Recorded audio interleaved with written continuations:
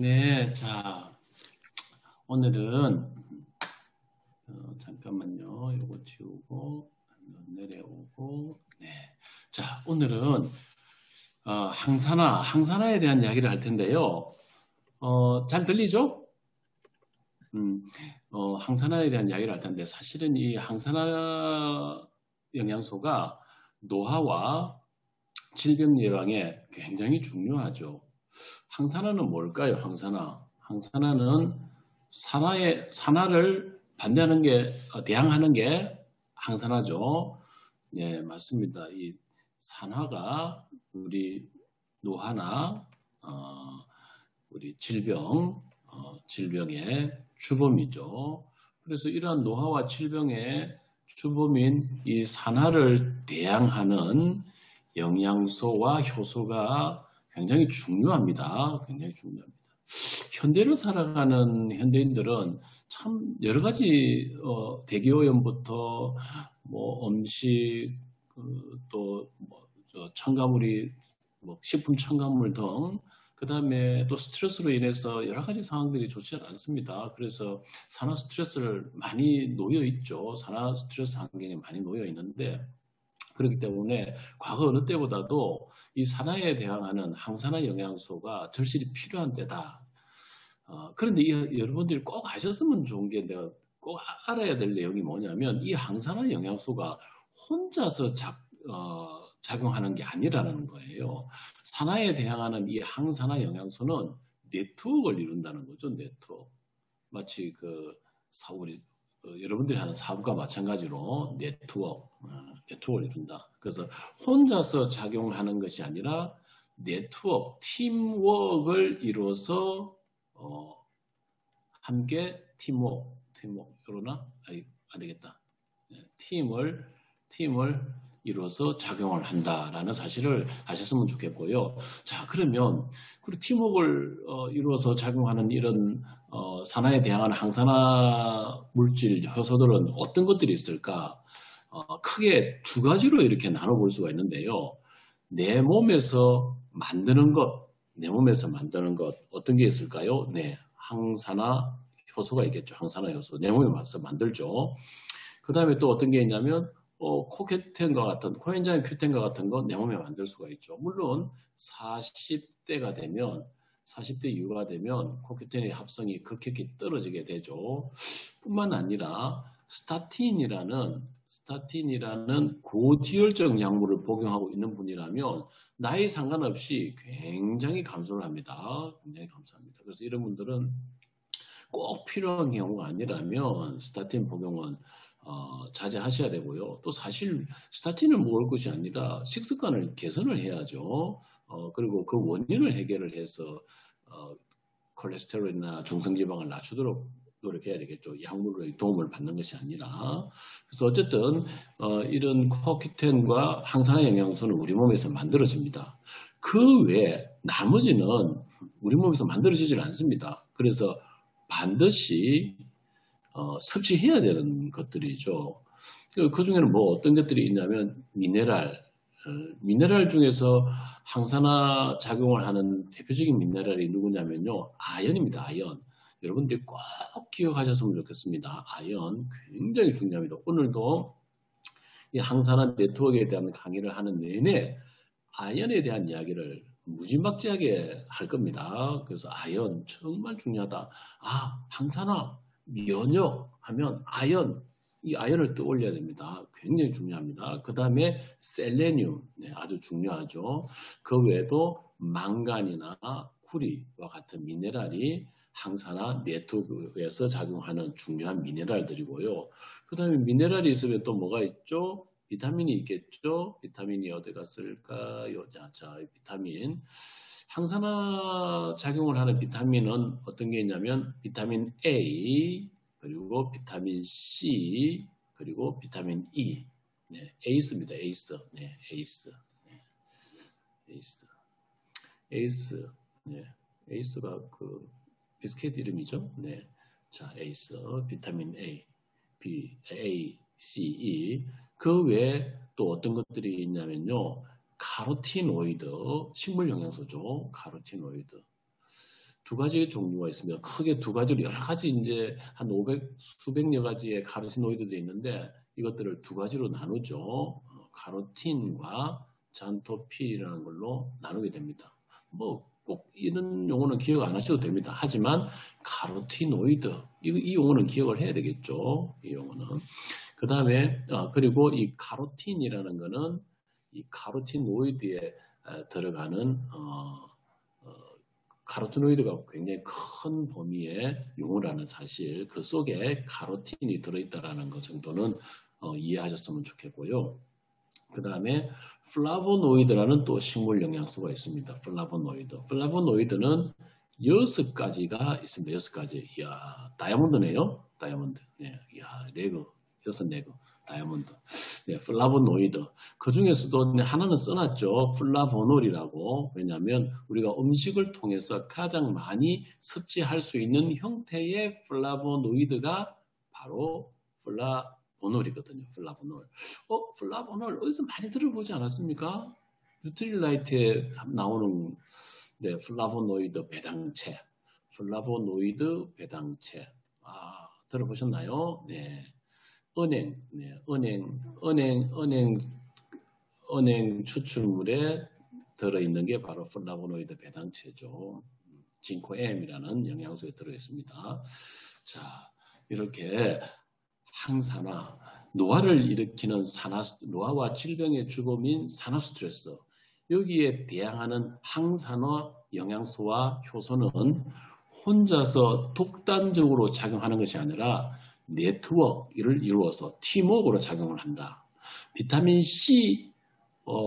C만 먹어가지고는 안 되겠죠. 특히 만약에 이 비타민 C가 합성 비타민 C라고 한다면 요것만 딸랑 먹어가지고 안 되겠죠. 그래서 우리가 항산화 네트워크를 이룬다라고 했을 때 천연 비타민 C가 얼마나 중요한지를 깨닫게 되는 거죠. 제가 예전에 강의를 할 때 천연 비타민 C, 비타민 C라는 용어 자체는 아스코르브산에다가 흔히 말하는 비타민 C, 아스코르브산에다가 뭐를 합친 것이라고 그랬죠? 네,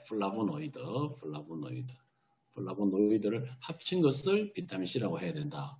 왜? 여기서 보다시피 항산화 작용이 비타민 C 혼자 있어갖고는 안 되죠. 플라보노이드와 다른 여러 가지 항산화가 네트워크를 이루고 있기 때문에 그렇습니다. 그래서 합성과 전연이 자꾸 같다라고 이렇게 이야기하시는 분들이 있는데 아스코르브산만 떼서 본다면 같습니다. 하지만 천연 바이타민 C에는 아스코르브산만 있는 것이 아니라 플라보노이드도 함께 있다. 그래서 독단적으로 존재할 때보다 이렇게 식물 영양소가 함께 있을 때, 팀워크를 이룰 때 그 항산화 능력이 굉장히 강력해진다는 사실을 꼭 기억하셨으면 좋겠습니다. 자, 그래서 오늘 여기에 대한 이야기를 할 텐데요. 항산화 네트워크에 대한 이야기를 이제 잠시 그러면 이런 산화 스트레스가 왜 생길까? 여기서 보면 ROS라고 되어 있는데 이게 그 Reactive Oxygen Species라고 해서 반응성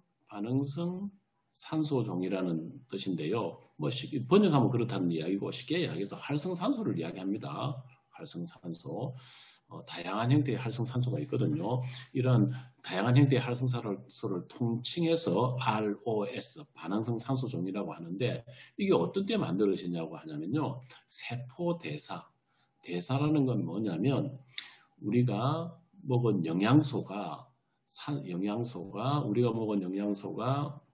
대량 영양소가 산소하고 결합을 해서 이 세포가 필요로 하는 에너지 단위인 ATP라는 에너지를 만드는 것을 대사라고 합니다. 세포 대사.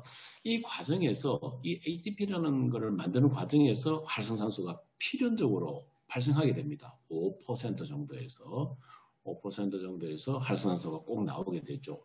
그러면 과식을 하거나 자주 음식을 먹거나 시도 때도 없이 먹거나 뭐 이런 경우에는 세포에서 대사를 많이 해야 되니까 활성산소가 많이 나오겠죠. 네, 맞습니다.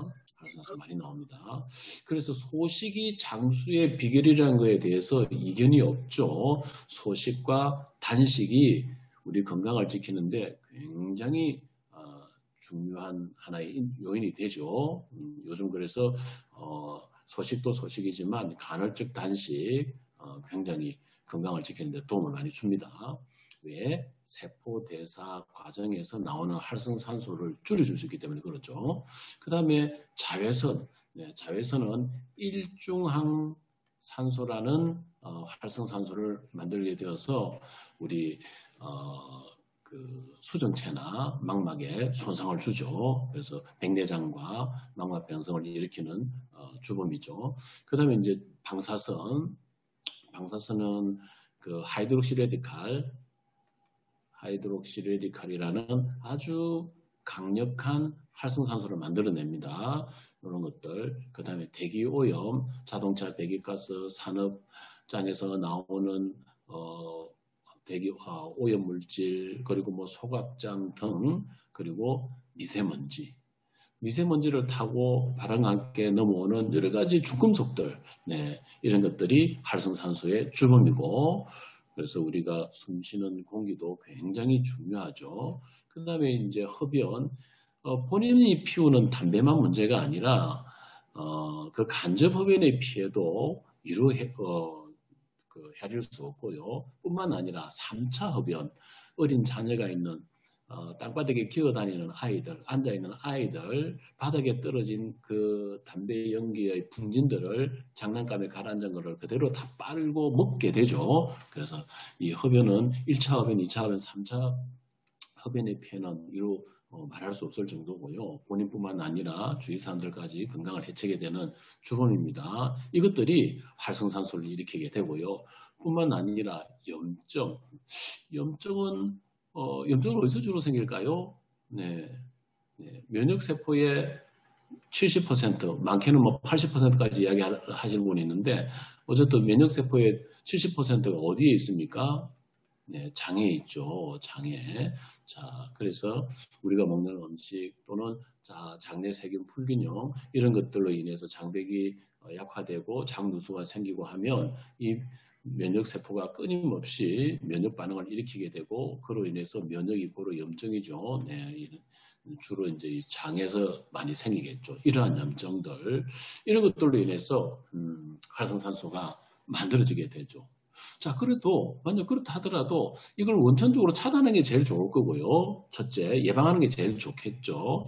두 번째, 뭐 그런데도 어쩔 수 없이 만들어질 활성산소라면 만약에 우리 항산화 효소나 항산화 영양소가 충분하다면 중화하고 제거할 수 있겠죠. 그리고 뭐 중화하고 제거하는 동안에 활성산소가 우리 세포를 공격을 해서 손상을 시켰다 하더라도 복구를 시키는 영양소가 충분하다면 복구해내겠죠. 그런 문제가 되지는 않습니다. 이렇게 균형을 이룬다면. 그런데 이러한 활성산소가 과량으로 지속적으로 계속해서 생기는데 반해서 이러한 항산화 영양소나 항산화 효소가 부족하거나 또는 복구시키는 데 필요한 영양소가 부족하게 되면 손상이 오겠죠.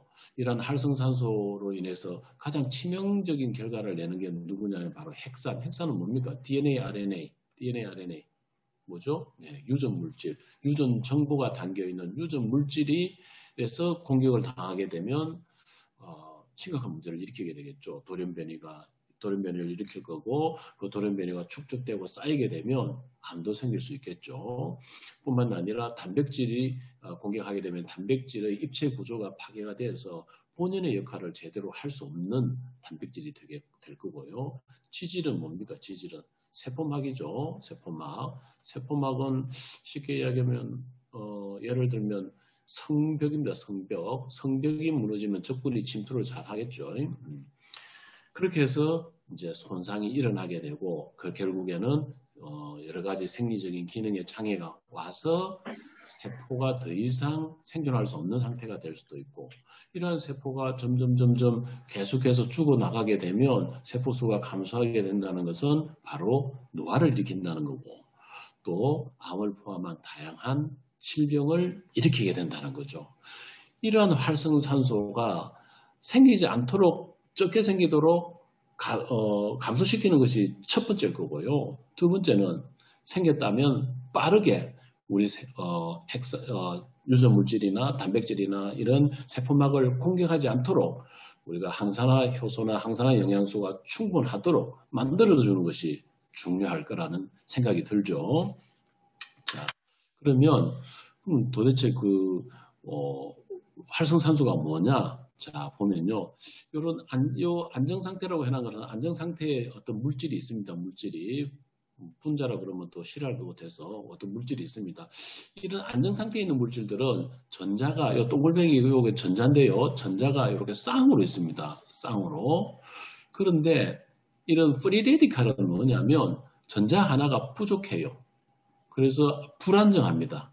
얘는 불안정한 분자가 되고요. 불안정하게 되면 안정한 상태를 원하기 때문에 어디선가 이 전자를 하나를 뺏어와야 되죠. 전자를 하나 뺏어와서 채워 넣어야 됩니다.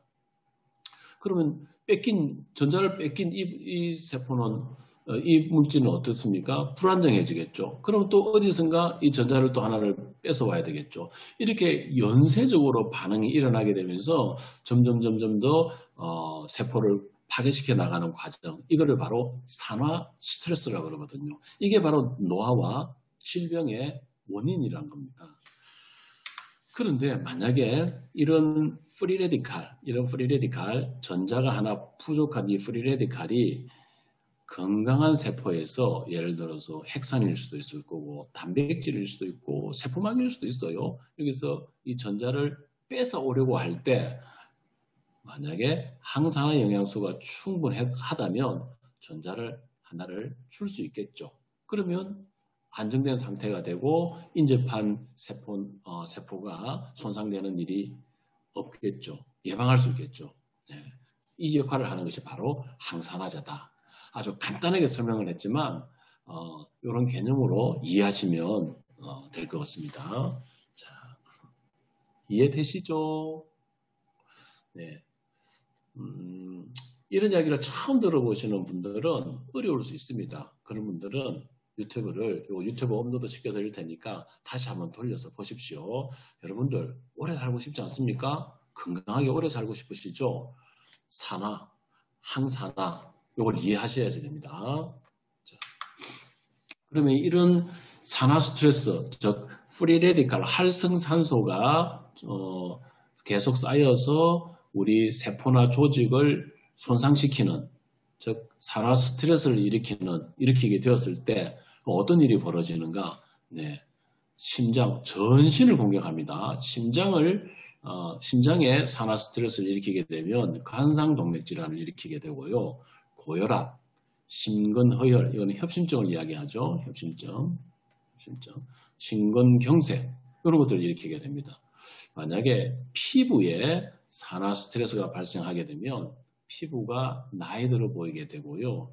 또 근선이나 피부염, 흑색종과 같은 피부암이 발생할 수 있게 되고, 또 신장세포에 콩팥세포에 산화 스트레스가 발생하게 되면 사구체 신염이나 만성신부전 이런 것들이 생기게 되죠.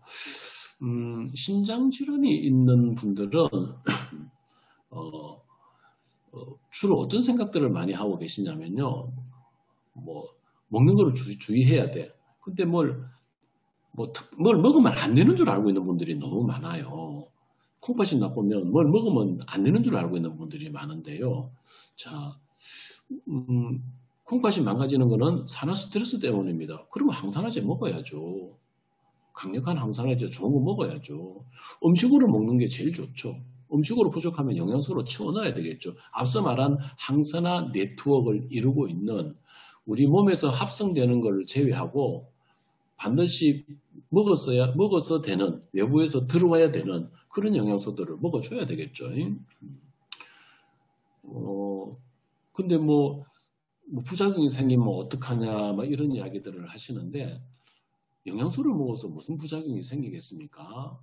또, 많은 분들이 이러한 산화 스트레스를 중화시킴으로 인해서 건강을 많은 분들이 회복을 하고 있는데, 설령 뭐 100명 중에 100명이 다 좋아질 수 없겠죠. 나는 좋아지지 않았어. 그렇다고 해서 무슨 피해를 보는 일은 아니지 않습니까? 그래서 먹지 않음으로 인해서 생길 수 있는 문제도 좀 생각을 해봤으면 좋겠다. 그런 생각이 드네요. 자, 그 다음에 관절에 만약에 산화 스트레스가 생겼다면 류마티스 관절염이나 콜관절염, 근선으로 인해서 피부 질환 근선으로 인해서도 이제 관절염이 생기죠. 이런 관절염이 생길 수 있다는 이야기고, 폐에서 일어나게 되면 천신이 아니고 천식입니다. 천식. 그 다음에 만성폐쇄성 폐질환, 만성기관지염이나 뭐 폐기종과 같은 이런 것들 등등. 그리고 뇌는 알츠하이머, 치매, 파킨슨, 우울증, 뇌졸중 등 이런 것들. 면역에도 공격을 당하게 되고, 혈관도, 그리고 여러 가지 다기관에 하게 되면 이제 당뇨병, 노화, 만성 피로증후군과 같은 거, 눈에 산화 스트레스가 일어나게 되면 백내장이나 황반변성과 같은 이런 다양한 질병들을 일으키게 되죠. 이거 외에 제가 열거하지 않았지만 아주 다양한 질병들이 산화 근본적으로 예방을 하고자 한다면 일단 노출을 줄여야 될 테고요. 노출을 하더라도 우리가 100% 피할 수는 없으니까 뭐가 필요하죠? 네, 항산화 영양소가 너무너무 중요하다는 사실을 꼭 명심하셨으면 좋겠습니다. 왜냐하면 이러한 산화 스트레스가 노화뿐만 아니라 이렇게 다양한 질병들, 우리 전신의 장기에 영향을 미쳐서 다양한 질병들을 일으킬 수 있기 때문에 그렇습니다. 항산화 효소에 대해서 먼저 한번 알아보겠습니다. 항산화 효소. 뭔가 복잡해 보이지만 하나도 복잡하지 않습니다. 아주 쉽습니다. 여러분들이 이 그림 하나만 이해하시면요. 크게 요거하고 그 다음 장에 나오는 그림만 이야기하시면 여러분들은 항산화 네트워크에 대해서 다 이해하신 겁니다. 그래서 잘 한번 따라 보십시오. 자, 이 산소를 뻘겋게 해놨죠. 왜냐하면 우리는 행성지구 산소를 마셔야 하는 행성지구에 살고 있기 때문에 또 산소는 양날의 검입니다.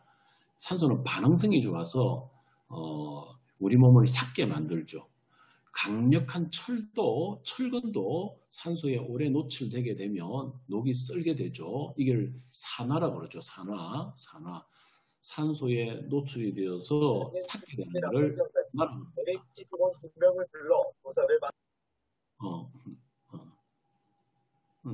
그래서 사과가 마찬가지로 사과를 예를 들면 사과가 이렇게 있으면 사과가 이렇게 녹슬죠. 삭죠. 왜 삭았죠? 산소 때문에.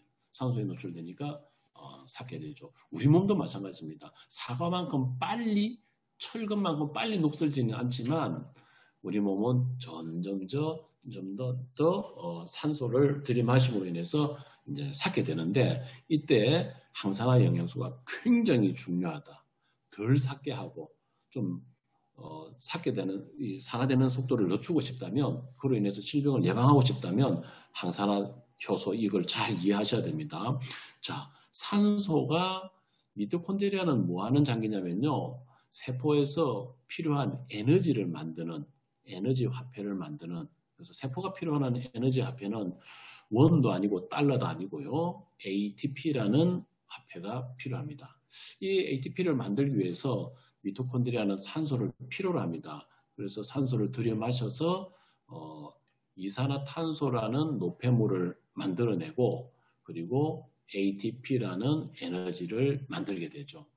그리고 이때 들이마신 산소는 어떤 형태로 바뀌냐면 이 수소 두 분자하고 결합을 해서 그래서 H2O라는 이 물로 바뀌게 되죠.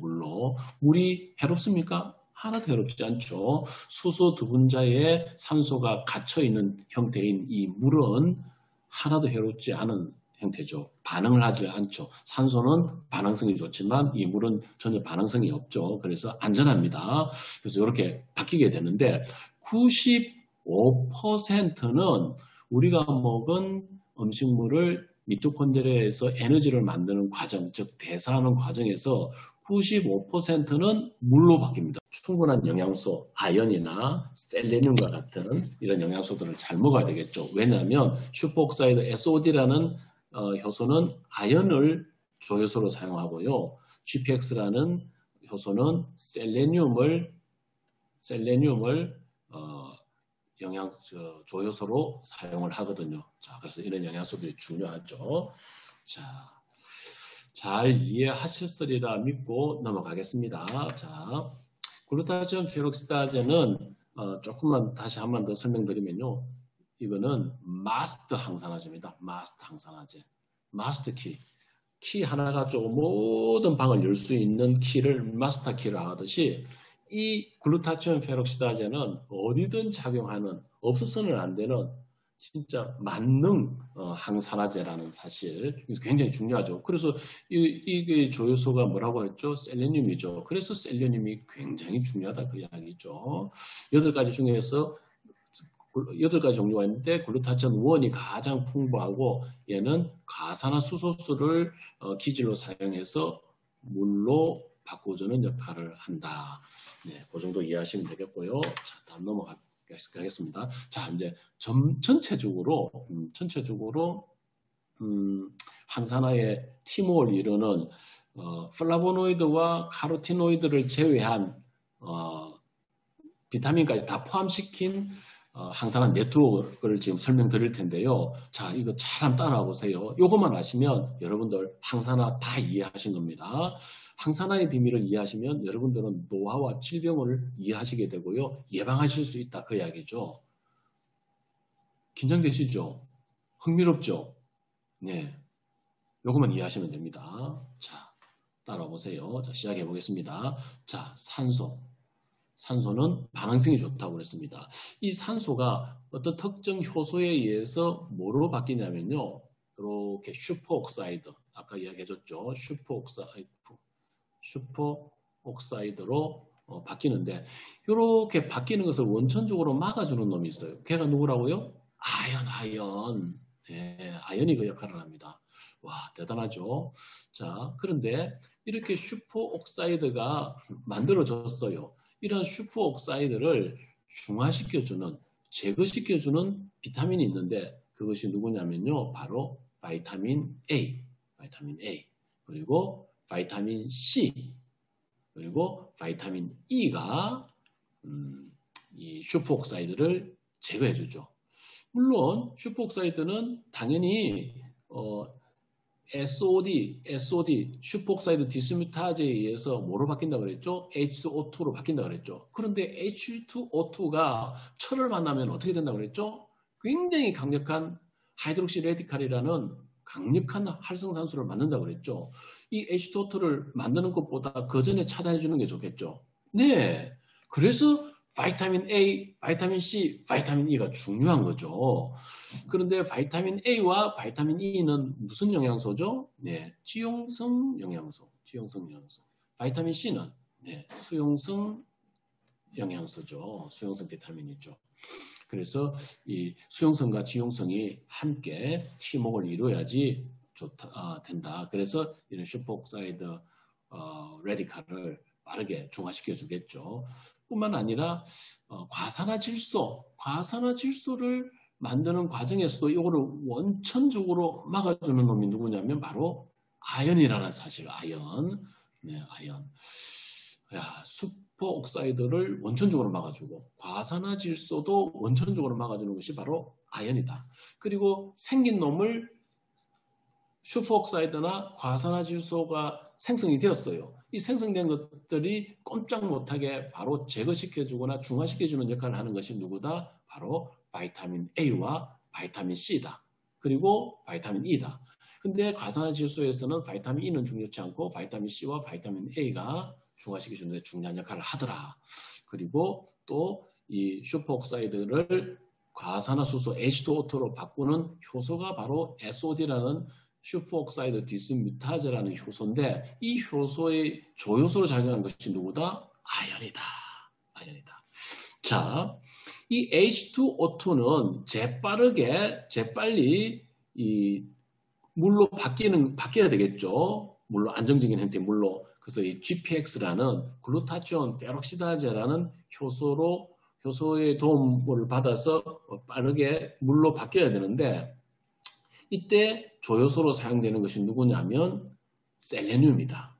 그리고 이러한 글루타치온 페록시다제의 효소의 생성을 증가시키는 것이 누구다? 아연이다. 아연.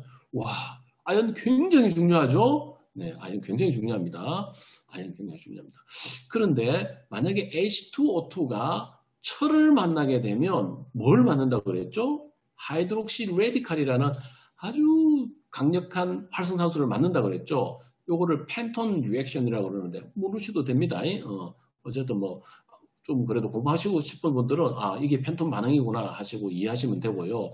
그런데 이 반응을 이렇게 넘어가지 않도록 원천적으로 차단해 주는 게 있습니다. 그게 누구라고? 이게 또 아연이네요. 오 아연. 와 너무 중요하다 그죠?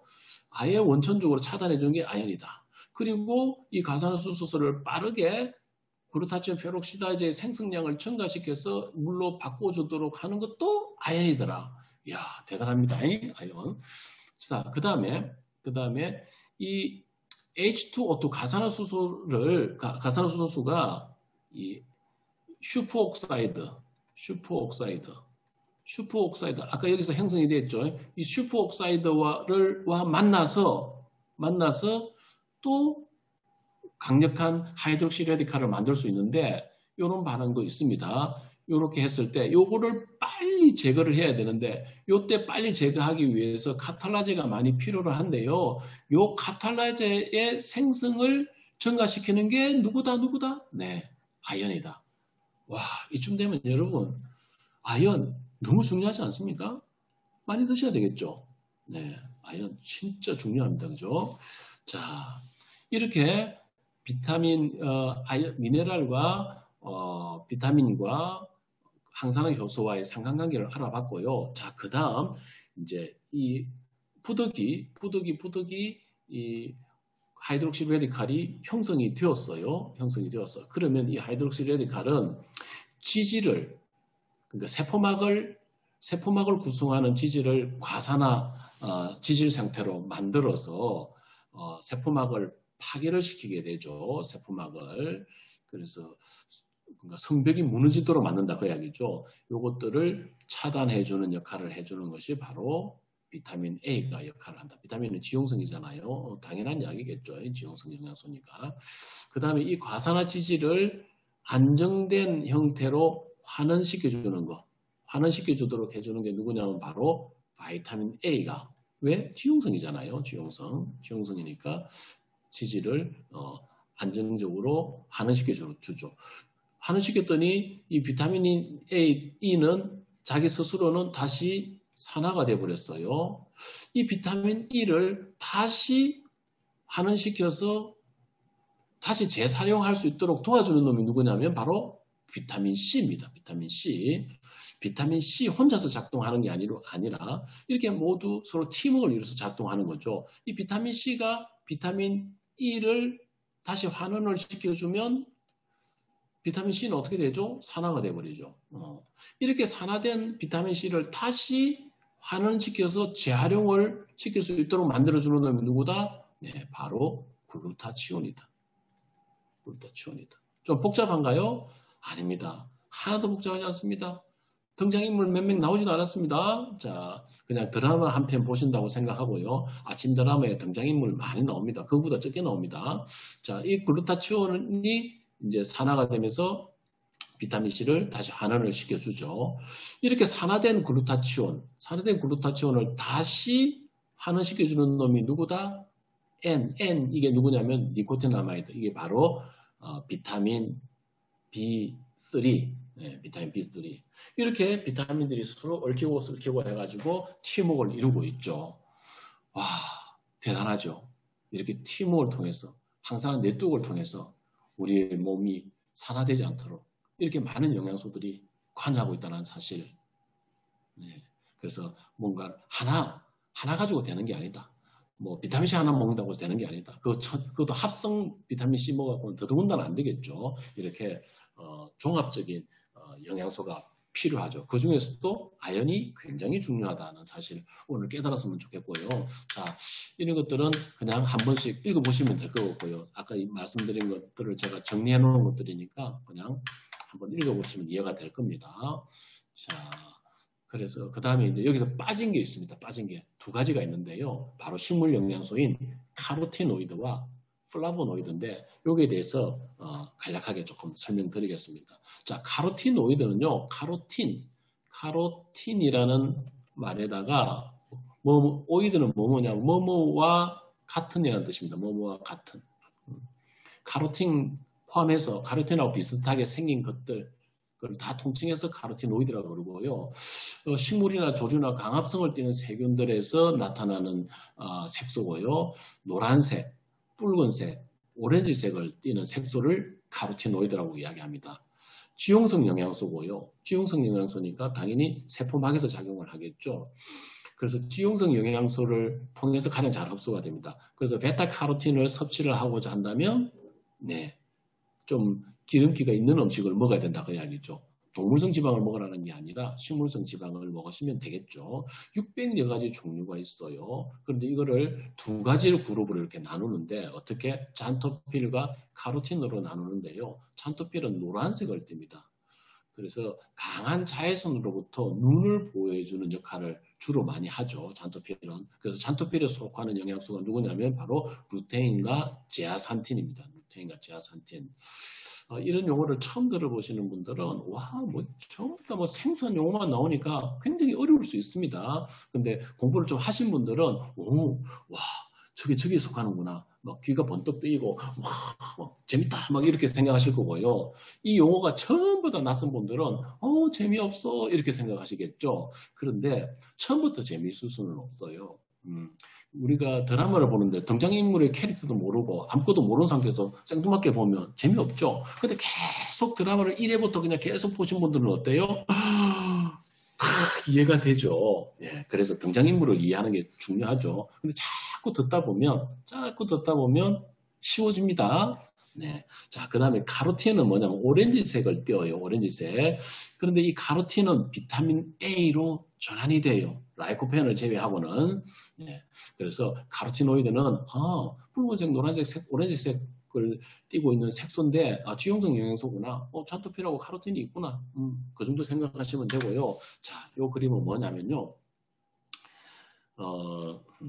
이제 이거 어디 갔나? 여기 좀 있구나. 자, 요거는 이제 엽록소를 말하는 거고요. 엽록소. 자, 엽록소는 말하는 겁니까? 강합성을 하는 거죠. 강합성을 합니다. 강합성을 하는데 필요한 파장대는 요 파장대가 필요한데요. 요 나머지 파장은 필요치 않거든요. 그래서 요것들은 이 색깔 영양소, 루테인 흡수를 해버리죠. 베타카로틴 흡수를 해버립니다. 제아산틴 흡수를 해버립니다. 라이코펜 빛을 흡수해버리죠. 그래서 필요한 엽록소가 필요한 요 파장대 680, 700 나노미터 이러면 어렵죠. 어쨌든 이런 파장대를 이용해서 광합성을 하죠. 요 파장대를 필요로 하죠. 그런데 이제 이 빛을 흡수할 때 보면 자세히 보면요, 루테인이 가장 강력하게 흡수를 합니다, 그죠? 요 파장대에서 제아산틴은 많이 부족하죠. 제가 왜 이야기를 하냐면, 루테인, 제아산틴이 꼭 있어야 돼. 막 자꾸 이런 이야기를 자꾸 강력하게 이야기를 하는데, 제아산틴이 되게 좋은 영양소라고 이렇게, 좋은 영양소긴 한데, 자, 루테인 중요합니다. 제 메인은 루테인입니다. 루테인. 자, 만약에, 이걸 이제 요 그림을 어떻게 이해하면 쉽냐면요, 광합성을 한참 하는 봄, 여름 정도에는요, 잎이 어때요? 나뭇잎이 파랗죠? 녹색이죠. 네, 누구 때문에 그러냐면 엽록소 때문이죠. 이제 가을이 되고 이제 이파리들이 강합성을 안 하고 이제 뚝뚝 떨어지기 일부 직전에는 어떻게 되죠? 엽록소가 이제 쇠퇴되고 엽록소가 쇠퇴되면 뭐가 남죠? 루테인, 베타카로틴, 제아산틴, 라이코펜 이런 것들이 남게 되죠. 색깔이 어떻습니까?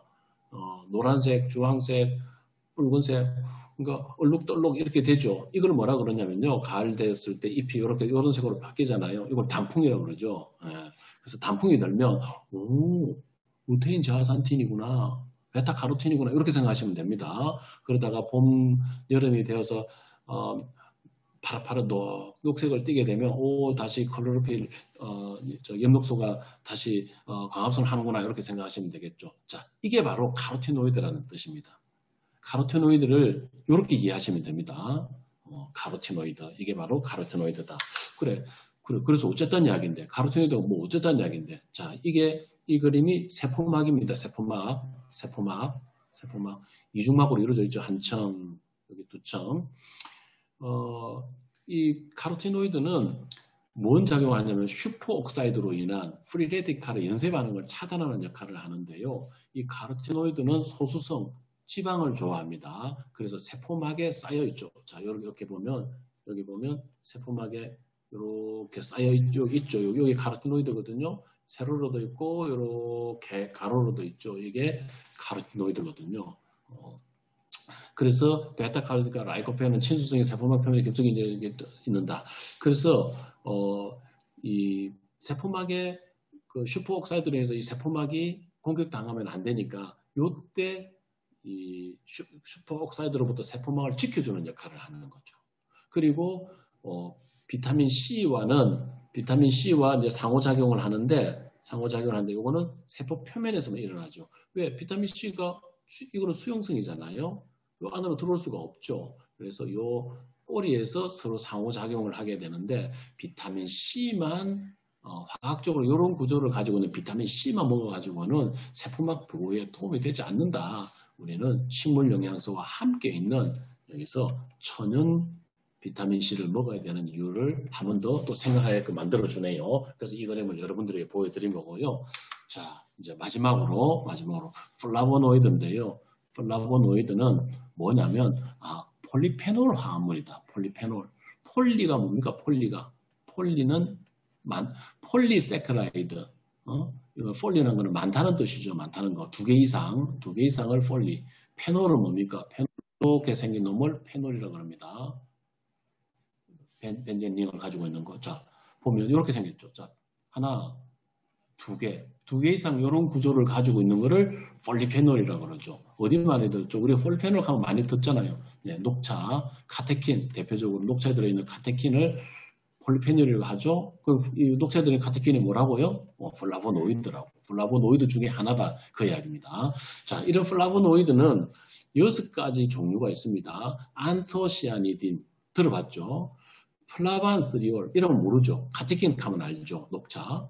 플라보놀 그럼 모르죠. 케르세틴 하면 알죠. 제가 환자분들을 상담하면 적양파 많이 먹으라고 많이 이야기하는데요. 이 양파 중에서도 이 적양파에 케르세틴이 많이 들어있습니다. 물론 마늘에도 들어있고요.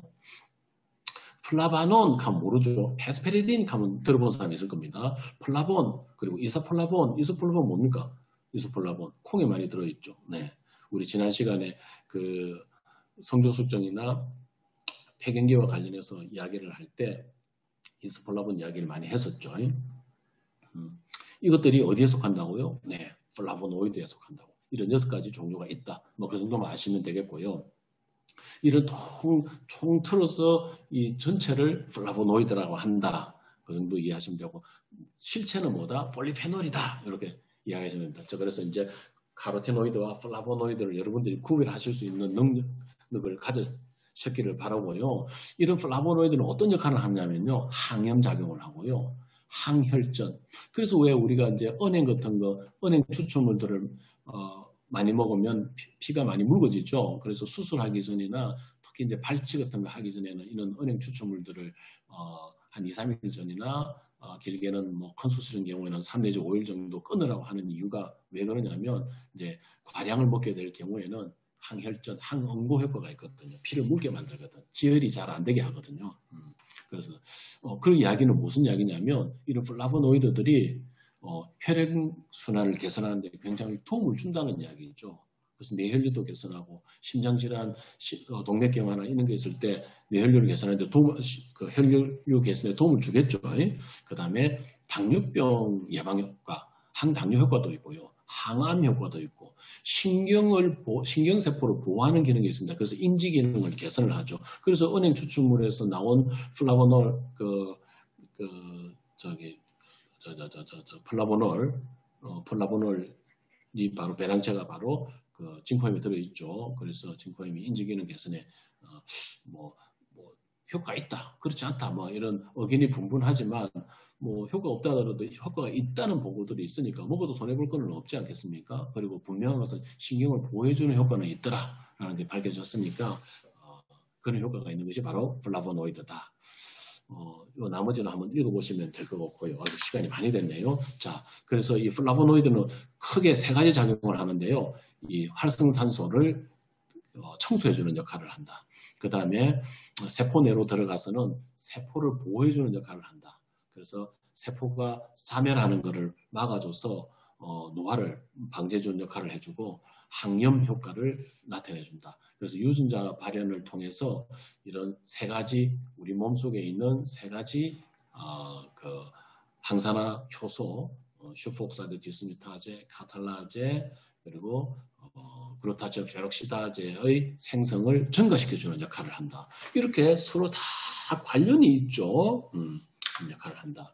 그래서 이런 역할을 하는 영양소가 이런 바이타민이 14종, 미네랄이 10종, 앞서 이야기했던 바이타민 A, C, E, 그리고 베타, 카로틴 이런 영양소, 플라보노이드, 그 다음에 미네랄로서는 아까 중요한 게 뭐라고 그랬습니까? 아연, 이거 죄송합니다. 한글로 써야 되는데 아연, 그 다음에 셀레늄 이런 것 외에 나머지 10가지 미네랄이 들어있고 그리고 19가지 식물 영양소 아까 두 가지 뭐라고 그랬습니까? 플라보노이드 그리고 카로티노이드 이런 다양한 식물 영양소가 들어있고 그 외에도 아주 다양한 그 십자가 식물에서 나오는 다양한 식물 영양소들까지 들어있는 이런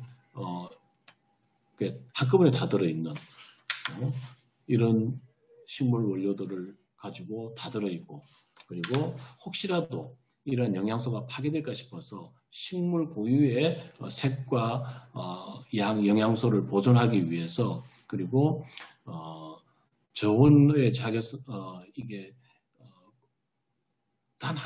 동결건조. 이때까지는 그 동결건조 방식이 가장 좋은 방식이라고 생각을 했었는데 동결건조도 식물 영양소를 파괴시키더라. 일정 부분. 그래서 이 단 하나의 영양소도 파괴시키지 않는 방법. 그런 획기적인 4세대 가공 기술. 이게 바로 요 RWD라는 요 가공 공법이거든요. 이런 걸 통해서 영양소의 파괴를 최소화시켜서 그리고 이런 다양한 우리 항산화 네트워크가 한꺼번에 다 들어있는 영양소 그게 뭔지 아세요? 이게 바로 제가 즐겨 먹고 있는 바로 더블엑스입니다. 저는 하루 3번씩 먹거든요. 그래서 제가 젊을까요? 글쎄요. 운동을 해서 젊을까요? 아티스트 때문일까요? 어쨌든 이게 바로 더블엑스라는 사실 여러분들 이 사실 많은 분들에게 알려주시고요. 항산화 영양소는 하나가 작용하는 것이 아니다. 팀워크로 작용한다. 항산화는 네트워크이다라는 사실. 그래서 이러한 영양소들이 기본적으로 다 들어있는 이 종합영양제가 너무나 중요하다. 오늘 사실은 다른 합성과 이렇게 비교해서 녹는 거를 내가 좀 보여주고 이러려고 했었는데 제가 경황이 없다 보니까 깜빡했네요. 여러분들 한번 그런 실험도 같이 한번 보여주시면서 이 영양소가 얼마나 우수한지를 보여주는 좀 사명감을 가졌으면 좋겠습니다. 자, 오늘 이상 여기까지 강의 마치도록 하겠습니다.